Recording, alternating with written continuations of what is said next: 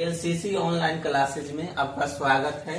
जैसे लॉकडाउन से पहले हम लोग पढ़ रहे थे शब्द के बारे में, तो शब्द का जो प्रकार है यहाँ देखिए, शब्द के बारे में हम लोग पढ़ रहे थे और इसका वर्गीकरण, शब्दों का जो वर्गीकरण है वो 3 प्रकार से किया गया है और तीनों प्रकार के बारे में हम लोग पढ़ चुके। अर्थ, रचना और उत्पत्ति। शब्दों का जो वर्गीकरण किया गया है वो 3 प्रकार से किया गया है, अर्थ के आधार पे, रचना के आधार पे और उत्पत्ति के आधार पे। और लॉकडाउन से पहले हमारा जो क्लास हुआ था उसमें हम अर्थ के आधार पे, रचना के आधार पे पढ़ चुके हैं। अब हम लोगों को पढ़ना है उत्पत्ति के आधार पे। तो देखिए, अर्थ के आधार पे शब्द के 2 प्रकार हैं, सार्थक, निरर्थक। यहाँ देखिए, अर्थ के आधार पे हम लोग पढ़ चुके हैं से शब्द के 2 प्रकार हैं, एक है सार्थक शब्द, दूसरा है निरर्थक शब्द। और रचना के आधार पे है रूढ़ शब्द, यौगिक शब्द और योगरूढ़ शब्द। देखिए, रचना के आधार पे शब्द के 3 प्रकार हैं, रूढ़, यौगिक और योगरूढ़। तो मुख्य रूप से 3 प्रकार है। रचना के आधार पे शब्द के 3 प्रकार है, अर्थ के आधार पे शब्द के 2 प्रकार हैं। अर्थ के आधार पे कौन से हैं? सार्थक और निरर्थक। उसी तरह आगे आइए, यहाँ पे उत्पत्ति के आधार पे, उत्पत्ति के आधार पे शब्द के 4 प्रकार हैं, तत्सम, तद्भव, देशज और विदेशज। देशज और विदेशज। देखिए, यहाँ पे हम शब्द का जो वर्गीकरण किए हैं वो 3 प्रकार से किए हैं, अर्थ के आधार पे, रचना के आधार पे और उत्पत्ति के आधार पे। तो अर्थ के आधार पे शब्द के 2 प्रकार हैं, रचना के आधार पे शब्द के 3 प्रकार है, रूढ़, यौगिक और योगरूढ़। उसी तरह उत्पत्ति के आधार पर शब्द 4 प्रकार के होते हैं, तत्सम, तद्भव, देशज, विदेशज। तो आज हम लोगों को पढ़ना है उत्पत्ति के आधार पे शब्द के प्रकार। तो आइए आगे जानते हैं से उत्पत्ति के आधार पे शब्द के 4 प्रकार होते हैं और चारों प्रकार की परिभाषा उदाहरण के साथ जानेंगे।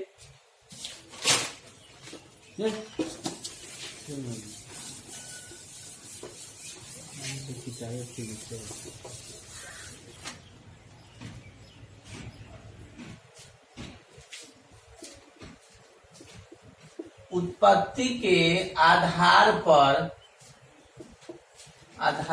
पर शब्द, आज हमारा टॉपिक यही है, उत्पत्ति के आधार पे शब्द।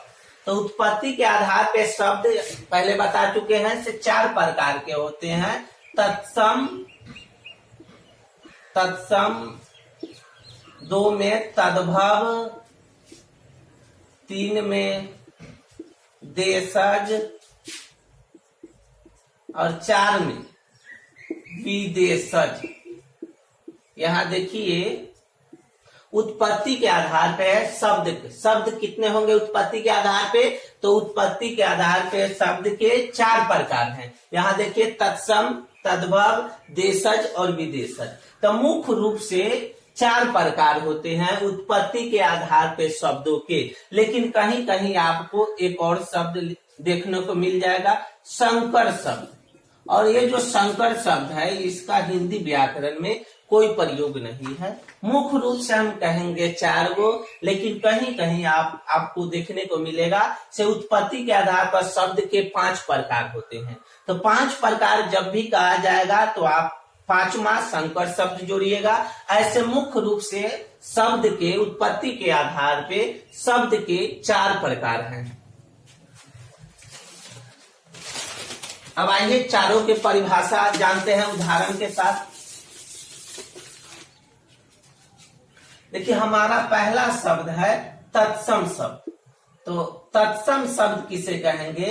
तो तो वैसे शब्द जो संस्कृत भाषा से बिना रूप बदले हिंदी में प्रयोग किए जाते हैं उसे हम तत्सम शब्द कहेंगे। तो देखिए, संस्कृत भाषा के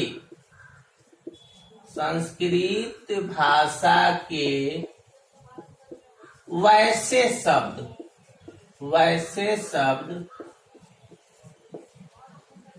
जो बिना किसी परिवर्तन के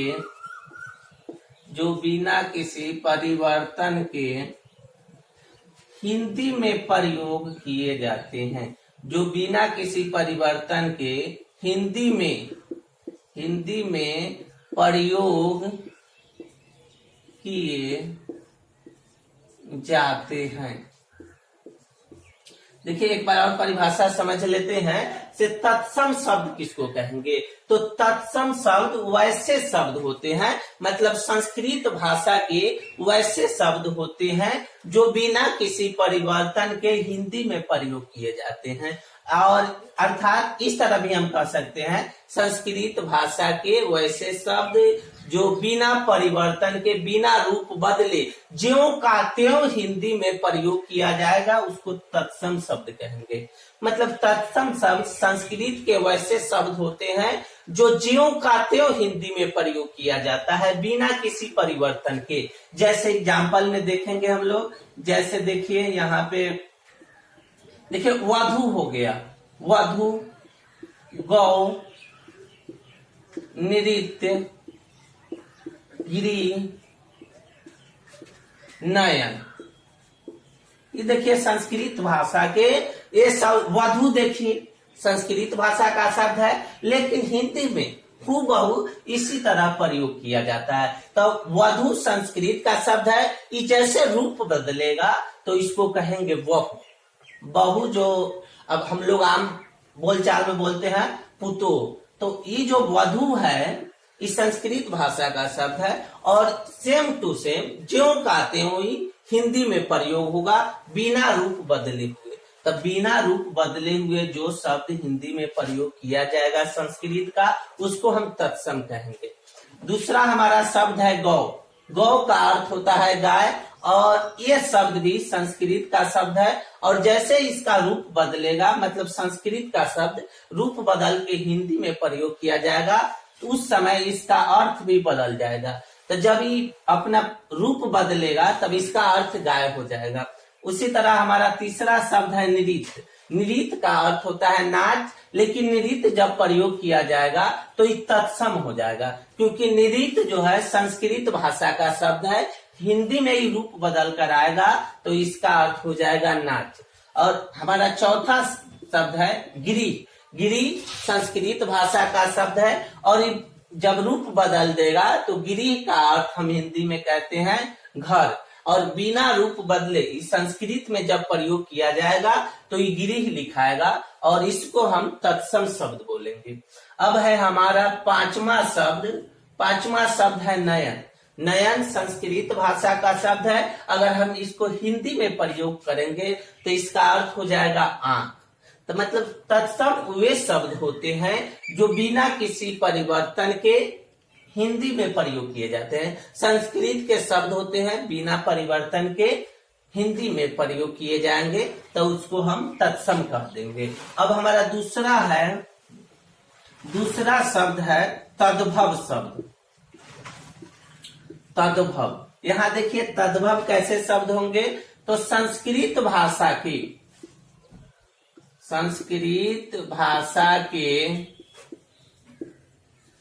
वैसे शब्द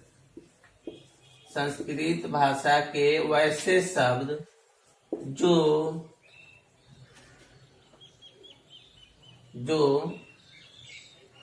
संस्कृत भाषा के वैसे शब्द जो रूप बदलकर, या हम ऐसे भी कह सकते संस्कृत भाषा के वैसे शब्द जो परिवर्तन होने पर, संस्कृत भाषा के वैसे शब्द जो परिवर्तन परिवर्तन होकर हिंदी में प्रयोग किए जाते हैं, हिंदी में प्रयोग किए जाते हैं, प्रयोग किए जाते हैं। तो यहाँ देखिए तत्सम शब्द कौन शब्द होंगे, तो ये है संस्कृत भाषा के वैसे शब्द, मतलब संस्कृत भाषा के वैसे शब्द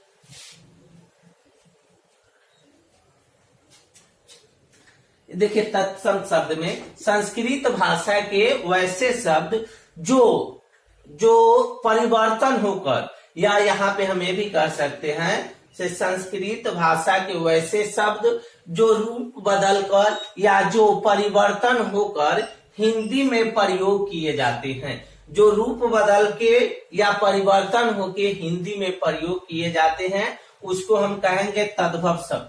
जैसे देखिए इसका जैसे बहु,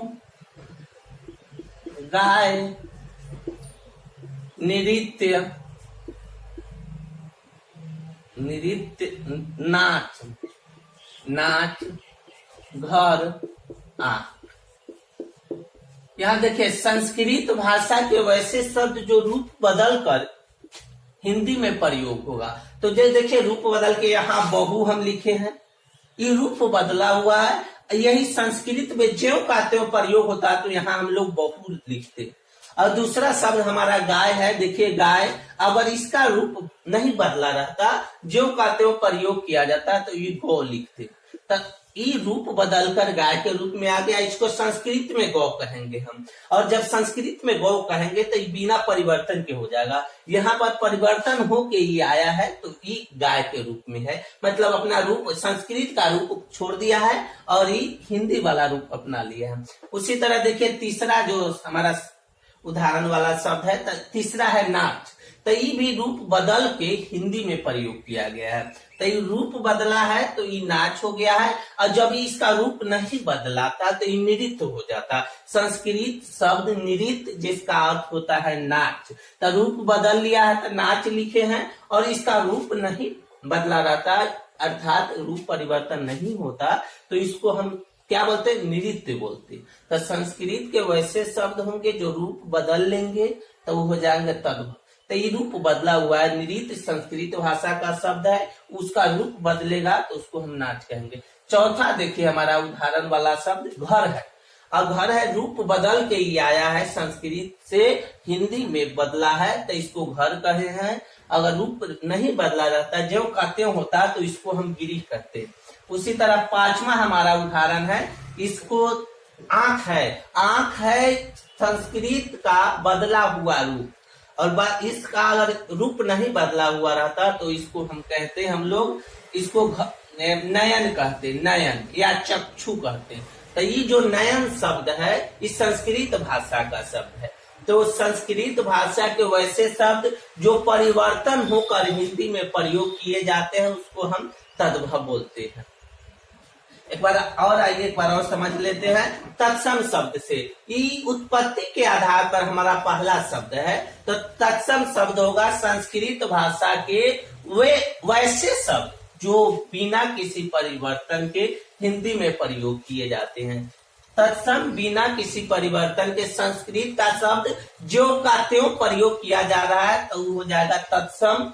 और इसी का विपरीत है तद्भव शब्द, संस्कृत भाषा के वैसे शब्द जो परिवर्तन होकर हिंदी में प्रयोग किए जाते हैं उसको हम कहेंगे तद्भव।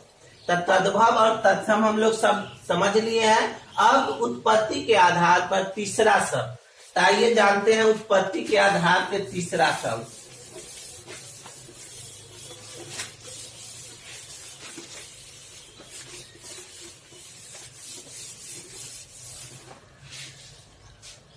हमारा तीसरा शब्द है उत्पत्ति के आधार पे देशज शब्द। यहाँ देखेंगे हम लोग देशज शब्द। तो देशज शब्द किसको कहेंगे, तो देखिए नाम से ही इसका अर्थ निकल रहा है। देश की आम बोलचाल में जो भाषा हम बोलते हैं उसको देशज कहते हैं। तो आइए समझते हैं देश की, यहाँ देखिए देश की आम बोलचाल में, आम बोलचाल में आम बोलचाल में प्रयोग होने वाले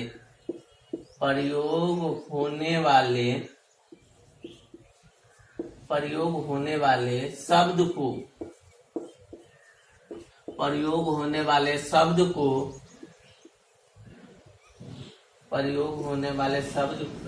को देशज शब्द कहते हैं। यहाँ देखिए, देशज शब्द कहते हैं। देखिए, देशज शब्द किसको कहेंगे?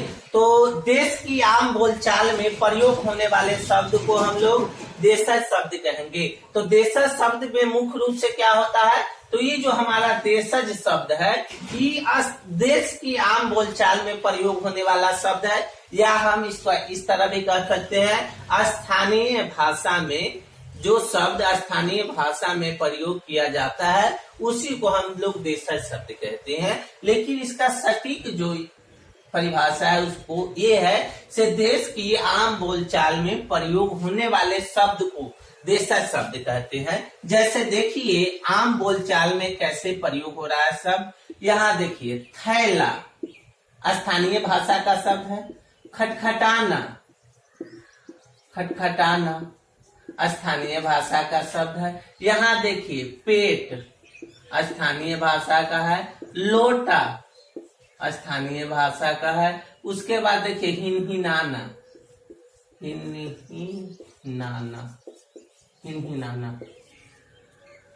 देखिए, यहाँ देशज शब्द देश की आम बोलचाल में प्रयोग होने वाले शब्द को हम लोग देशज शब्द कहेंगे।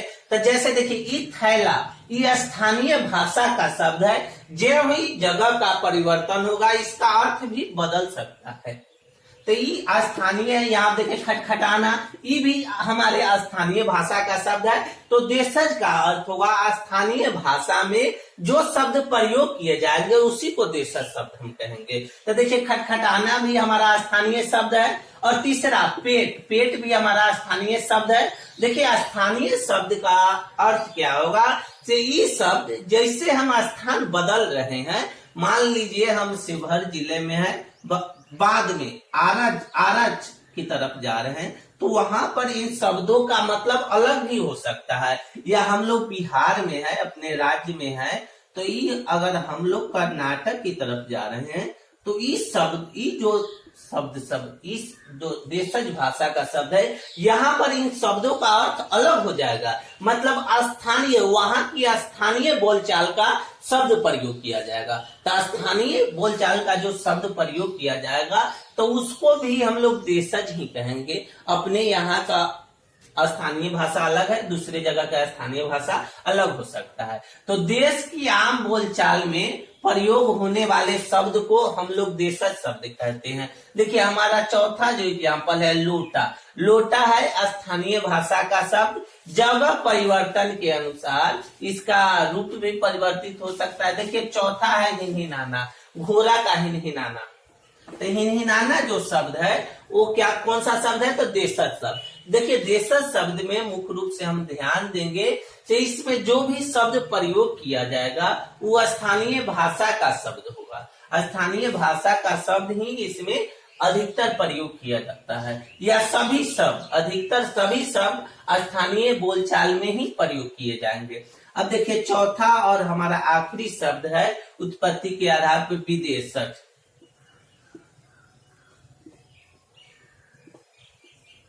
विदेशज में देखिए, विदेशी भाषाओं से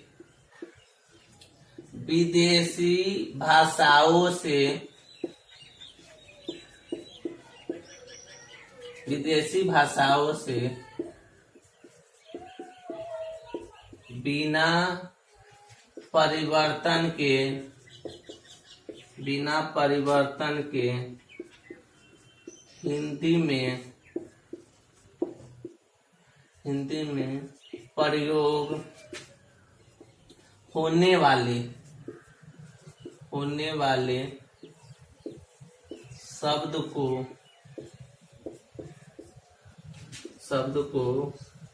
विदेशज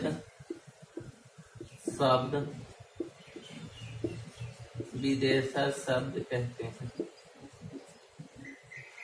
देखिए यहाँ नाम से पता चल रहा है विदेशज। विदेशज का अर्थ आप लोग समझ गए हैं, विदेशी। तो विदेशी भाषाओं से जो शब्द हिंदी में बिना परिवर्तन के प्रयोग किया जाएगा उसी को हम विदेशज कहते हैं। जैसे देखिए, विदेशी भाषाओं से बिना परिवर्तन के हिंदी में प्रयोग होने वाले शब्द को विदेशज शब्द कहते हैं। तो जैसे नाम से ही हमको पता चल रहा है विदेश, मतलब जो शब्द विदेशी भाषा से आएगा और हिंदी में बिना परिवर्तन का प्रयोग किया जाएगा उसको हम विदेशज कहेंगे। तब विदेशज क्या होगा, ये विदेशी भाषा से आएगा और हिंदी में प्रयोग होगा लेकिन बिना रूप बदले हुए। तो यहाँ देखिए, जैसे में देख लेते हैं, यहाँ देखिए सर्कस, रोड,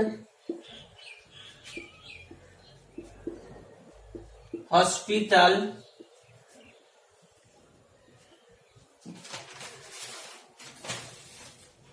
लाइट,